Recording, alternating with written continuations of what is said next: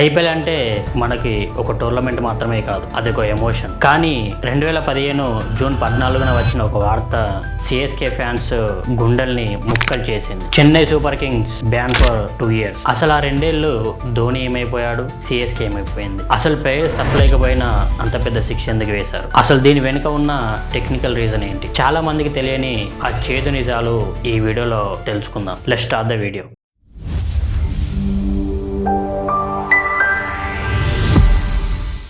2013లో ఐపీఎల్ని ఒక భారీ స్పాట్ ఫిక్సింగ్ స్కాండల్ ఊపేసింది. రాజస్థాన్ రాయల్స్ ప్లేయర్స్తో మొదలైన ఈ విచారణ మెల్లిగా సిఎస్కే టీం మేనేజ్మెంట్ వైపు మళ్ళింది. అప్పట్లో సిఎస్కే టీం ఓనర్ ఎన్ శ్రీనివాసన్ తల్లుడైన మరియు టీం ప్రిన్సిపల్ అయిన గురునాథ్ మయ్యప్పన్ పేరు బయటపడింది. ముంబై పోలీసులు మయ్యప్పన్ని అరెస్ట్ చేసినప్పుడు క్రికెట్ ప్రపంచం మొత్తం షాక్ అయిపోయింది. ఎందుకంటే ఆయన కేవలం వ్యక్తి కాదు, టీం నిర్ణయాల్లో కీలక పాత్ర పోషించే అధికారి. ఇక్కడే చాలా మంది కన్ఫ్యూజ్ అవుతారు. ప్లేయర్స్ తప్పు చేయలేదు కదా, మరి టీం ఎందుకు బ్యాన్ చేశారు? దీనికి కారణం ఐపీఎల్ ఫ్రాంచైజ్ అగ్రిమెంట్ లోని క్లాజ్ 11.3. ఈ రూల్ ప్రకారం ఒక ఫ్రాంచైజ్ ఓనర్ గానీ, ఆ టీం అఫీషియల్స్ గానీ ఆ గేమ్ పరుగు తీసేలా ఏ పని చేసినా ఆ మొత్తం టీం ని సస్పెండ్ చేసే అధికారం బీసీసీఐకి ఉంటుంది. ఇక్కడ మెయ్యప్పన్ చేసింది ఫిక్సింగ్ కాదు, ఇల్లీగల్ బెట్టింగ్. ఆయన టీం లోపల ఉంటూ బూకీలతో టచ్ లో ఉండి తన సొంత టీం మ్యాచ్ల మీద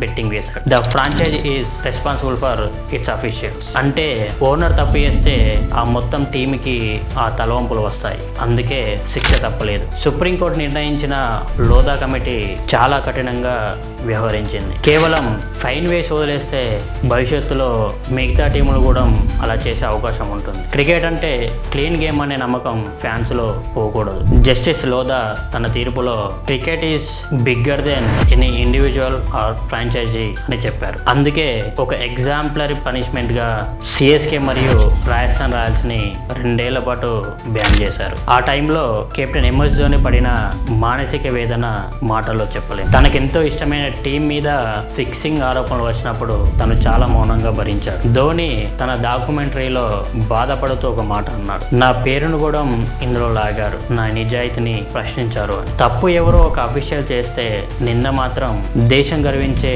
ఒక లెజెండ్ మీద పడింది. ఆ 2 ఏళ్ళు ధోని వేరే జెర్సీ వేసుకున్న ఆయన మనసు మాత్రం ఎల్లో కలర్ జెర్సీ మీదనే ఉంది. 2018లో ఆ నిరీక్షణ ముగిసింది. 2018 ఫస్ట్ మ్యాచ్ లో సిఎస్కే రీఎంట్రీ ఇచ్చినప్పుడు స్టేడియం మొత్తం దద్దరిల్లిపోయింది. చాలా మంది అన్నారు ఈ టీంలో అందరు 30 ఏళ్ళు దాటిన వాళ్ళే ఉన్నారు, వీళ్ళేం ఆడతారు అని. కానీ డాడీస్ ఆర్మీ ఒక అద్భుతం చేసింది. ఫైనల్లో ఎస్ఆర్హెచ్ పై గెలిచి కప్పు కొట్టినప్పుడు ధోని కళ్ళల్లో నీళ్లు తిరగడం మనం చూసాం. అది కేవలం విక్టరీ కాదు, అది 2 ఏళ్ల అవమానానికి, ఫ్యాన్స్ పడిన బాధకి దక్కిన సమాధానం. తప్పు చేసిన వ్యక్తికి శిక్ష పడింది, కానీ అంతకంటే ఎక్కువ బాధ అనుభవించింది ధోని మరియు కోట్లాది మంది ఫ్యాన్స్. సో సిఎస్కే ఫ్యాన్స్, 2 ఏళ్ల బ్యాన్ వెనుక అసలు నిజం ఇదే. ఈ వీడియోని లైక్ చేసి ఎవరైతే సిఎస్కే హేటర్స్ ఉంటారో వారికి ఈ వీడియోని షేర్ చేయండి. ఈ వీడియో ద్వారా అసలు నిజం తెలుసుకుంటారు. ఇన్ఫర్మేషన్ వర్త్ అనిపిస్తే ఛానల్ని సబ్స్క్రైబ్ చేసుకోండి. మరో ఇంట్రెస్టింగ్ వీడియోతో మళ్ళీ కలుద్దాం.